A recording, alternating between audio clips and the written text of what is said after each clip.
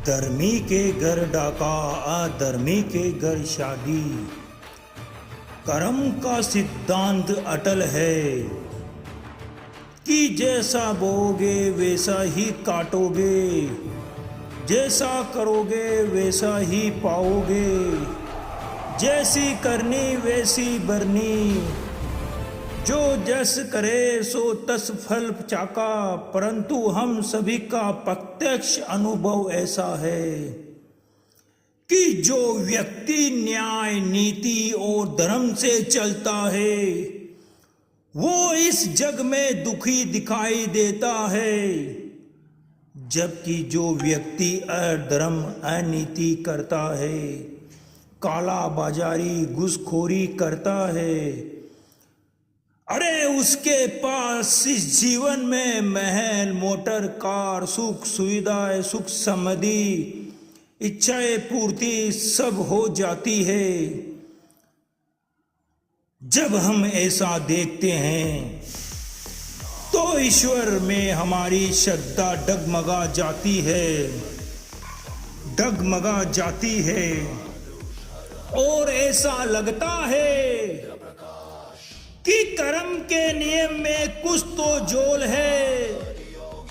इसलिए सुख प्राप्ति की आशा में हम लोग भी अनीति और अधर्म से धन प्राप्त करने को प्रेरित होते हैं।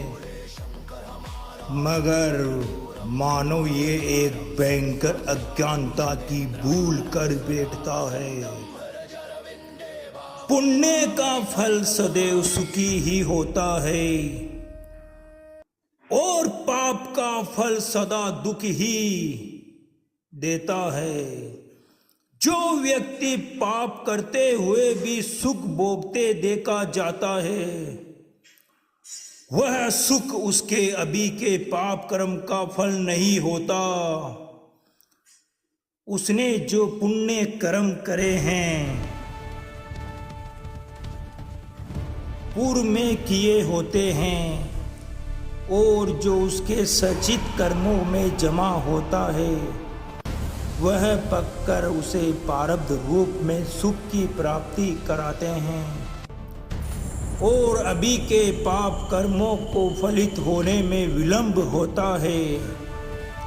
जब उसके पूर्व कर्म से बना प्रारब्ध समाप्त हो जाएगा, तब उसके पाप कर्म का पका हुआ फल प्रारब्ध रूप में उसके सामने आकर उसे दुख देने लगेगा। जब तक पूर्व में किए हुए पुण्य में उदय है, तब तक अक्सर लोग सुख सुविधाओं का आनंद लेते हैं, और जब सत्कर्म तुम्हारे पक्ष में हो जाते हैं तो तुम पर आक्रमण करने वाले भी तुम्हारे दासी हो जाते हैं।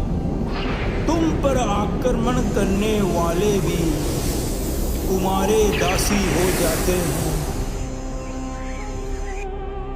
अपने जीवन काल में हमेशा सत्कर्म करे और मानव सेवा, निर्जीव जीवों में अपने जीवन काल की कमाई अर्पण कर दे, जिससे तुम्हारे सत्कर्म पवित्र होके तुम्हें आने वाले समय में पृथ्वी लोक में सुख सुविधाओं से नवाजा जाएगा, जो सवैव महादेव के हाथ में होता है।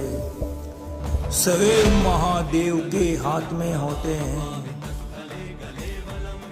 कल करे सो आज कर, आज करे सो अब, पल में पहले होएगी फिर करेगा कब। हर हर महा